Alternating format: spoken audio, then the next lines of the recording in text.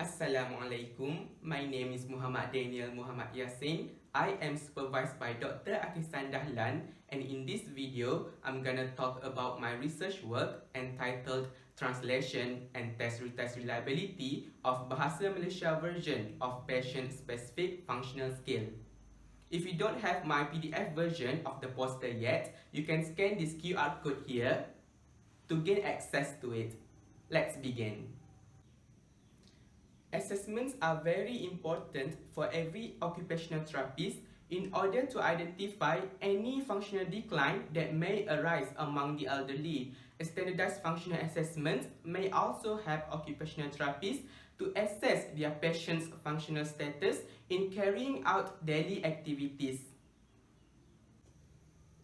The world's population is aging rapidly, which means older people will constitute a large proportion of the world's population.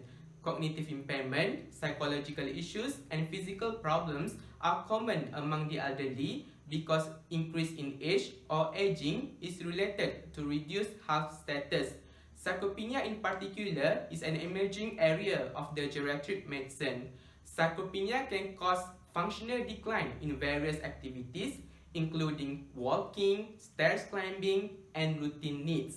Therefore, the role of occupational therapists has become more prominent in the geriatric rehabilitation.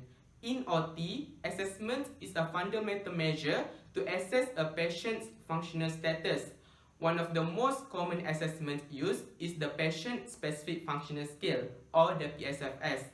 The PSFS is already validated and widely used in the English-speaking countries.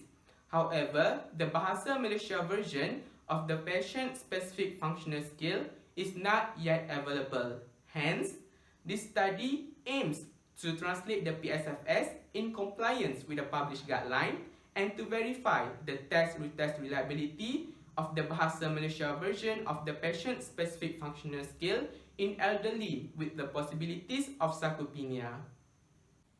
There are three specific objectives in this study. Number 1, to translate the PSFS into the Bahasa Malaysia version. Number 2, to determine the concurrent validity of the PSFS-BM with its original English version of PSFS. And number 3, to determine the test-retest reliability coefficients of the PSFS-BM. The four phases of this study include the translation process, the preliminary pilot testing, the evaluation of the concurrent validity, and the evaluation of the test-retest reliability. In the translation process, the PSFS was translated through the forward translation, the backward translation, and the discussion with the expert committee. The inclusion criteria are shown on the screen. Please be noted that the participants must be at least 60 years of age, and they must also be identified as having sarcopenia through SARCF with a score of 4 and above. The participants were excluded if they have dementia, visual impairment, hearing impairment, bedridden, or wheelchair-bound. The participants were also excluded if they were identified as fully independent or slightly dependent through modified Bartle Index with a score of 91 and above. The translation process and the pilot testing was very successful. You can scan the QR code here to gain access to the finalized and harmonized version of the PSFS-BM. A total of 30 elderly participated in the evaluation of the concurrent validity. Pearson correlation coefficient was chosen because the obtained p-value from the normality testing was higher than 0.05, which indicate normal distribution of the data. The Pearson correlation coefficient showed strong relative strength of association between the PSFS-BM and the original English version of PSFS, with the R value of 0.97. A total of 24 elderly participated in the evaluation of the test-retest reliability with a 2 weeks time interval, and it was analyzed by using 3 statistical methods. The first one was the intra-class correlation coefficient, or the ICC. The ICC was chosen because it can reflect both agreement and correlation between the initial test and retest score of the PSFS-BM. test-retest reliability was good with the ICC value of 0.84.